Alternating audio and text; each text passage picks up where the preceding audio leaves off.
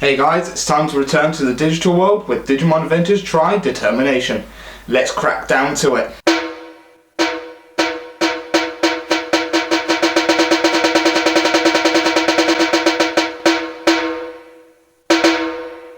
Okay, like last time, like Reunion, I'll be talking about this as a whole movie and not the 4 parts that Crunchyroll has uploaded it in. And sorry it's a little bit late, but I want to talk about it a little bit more. When they announced Tri being more like about the Digimon Digidestins more than it being a whole action-packed Digimon Adventure, I understand what I was going through, and part 2 literally showed us more of that slice of life that they were saying we're going to be seeing, with a lot of Digimon action in the film. So it opens up with them all preparing up about the whole festival at their school and stuff like that, and it was really interesting seeing this side of the Digidestins being much more focused on getting the festival on.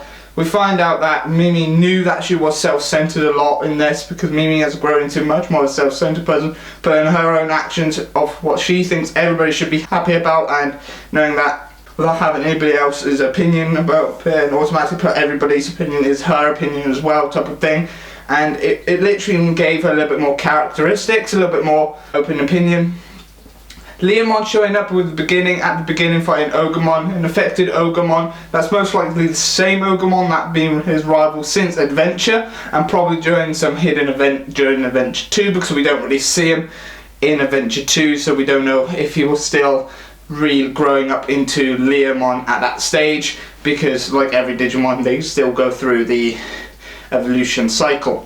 But other than that, it was really fun. The whole bathhouse scene in the first part for the first part of the film really was nicely done as well. I really loved that. It was a little bit slice of life, but it was really nice and everything. Second part is being more about the whole preparing for the festival, and Ken, the Digimon Emperor, shows up, but he wasn't really a focus.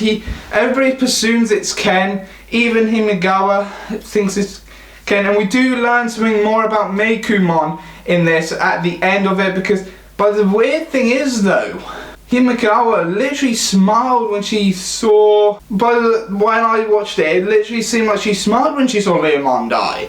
It's like she's actually the one pulling the strings of the distortions. It's like she's the one that created Meikumon and gave it to Mei and stuff like that. It just gave a lot more of this open things, and hopefully the other films will start answering some of the questions. Yet again, we still don't know what happened to Adventure 2's cast. All we know is the Digimon Emperor's back, and that the events of the Digimon Emperor and Ken Ichijoji were part of their life. So Davis and that are still in this universe, and fans who hated Adventure 2 wanted it to be retconned. They have officially got confirmation that Adventure 2 is not retconned, and I never saw it becoming retconned here. Other than that, it's really nice. The battle with Togemon and Ogremon was really nice, really felt like that. Meikumon fighting Ogremon was really cool and everything. But the fact that we learned that Meikumon is the one that looks like it's infecting the Digimon, because Leomon ended up being like the whole comedy act of him being love struck by the cuteness of Meikumon, and yeah, him being a lion and everything didn't help much. But then him starting being infected, but after those type of events, it's due to Meikumon. It happened when Meikumon got captured. The infectation he gained was happening there. So Meikumon must be the cause of that, and Hackmon being in this, or Hackmon being in this, I think is Himigawa's Digimon partner, because they mentioned that they have surveillances of where the distortions are going to be and stuff like that and everything, and it made me wonder, wherever these type of distortions happen and them getting that information, Hackmon's there. So Hackmon to me seems like he's Himigawa's Digimon partner, or he's working with Himigawa, because it literally does seem that way. But then we get into the next part 4, where it's the rest of the festival and everything, and it just continued being one of those kind of things where it's a standard generic school festival. The Digimon interacting, trying to win an all-day pass, Meikumon winning this competition and everything, and everybody else finding shocked about the Digimon being there, same with Leomon and everything.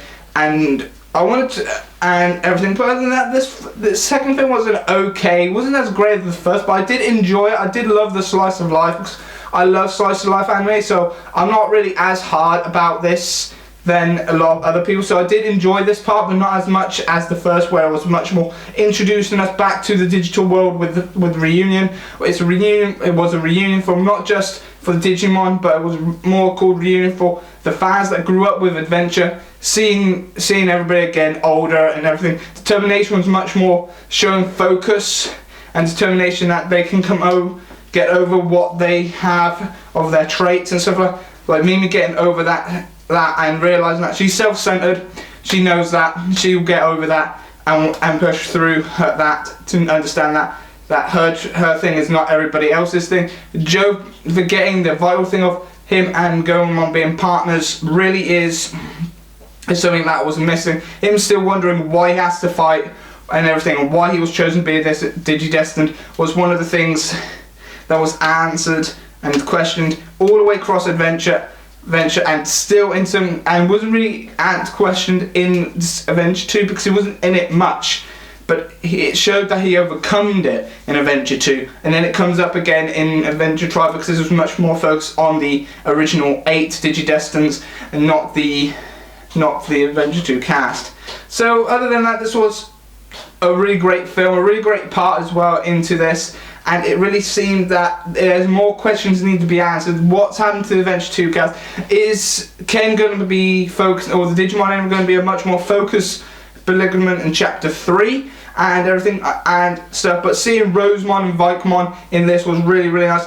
I had much more hype for Vikemon in this because Rosemon Mega Evolution hype was taken away from me from Savers / Data Squad, because we saw Rosemon in that from Lalamon's Digivolution chain, so it was literally being thrown out. That wasn't as exciting. The attacks used were nice, and nice to see that we have a Mega Evolution that's already been shown, but nice to see it somewhat new to the Digidestins in this because it never happened. And that little message, it seems like it's a little prophecy type of thing, but it's more to go beyond the darkness, to go beyond is something that everybody's going to have a darkness side of them, where it literally, where they will have a dark downtime, really down, self-doubt in themselves and everything, and determination to break out of that and everything. That's what I picked out from this film, and it really did show it.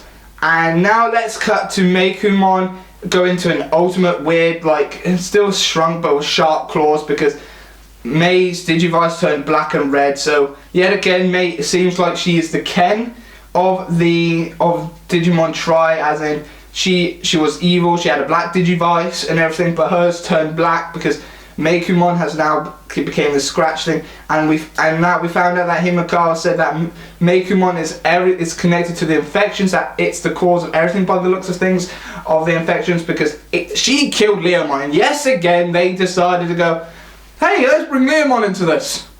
Ah, he died, and everybody's shocked. I'm like, this is getting on. Every time a Leomon shows up, in Adventure he dies when he was Saber Leomon. In Tamers he's died. And Bancho Leomon died in Sabers. A version of Leomon I think appeared in Frontier and he died. Mad Leomon died, I think, in Cross Wars. So every time they make a Leomon appearance, he dies. It's like the only closest things that we're going to have a Leomon that doesn't die is when you play Digimon Cyber Salutes and you have him as one of your main Digimon in your team. He doesn't die. You can heal him and stuff like that, and he won't die. So we got that kind of thing really going on. But other than that, but seeing Leomon dead again, but it was nice seeing Leomon, don't get me wrong there. It was really nice to see him and everything. So we had that. Overall, this was one of my favourite. We got the third film coming out in September. But overall, I didn't prefer it over the first one, but it was still a fun ride to watch, and I really am enjoying it as much as I can. So yeah, so this has been Kai from Kai's Otegi Corner with my review of Digimon Adventure tri Determination. Hopefully you enjoyed. Comment down below what you liked and didn't like about this part of the film, the second part of the Digimon tri film series. And I'll see you next time for another manga anime tokusatsu review. See ya, bye bye for now.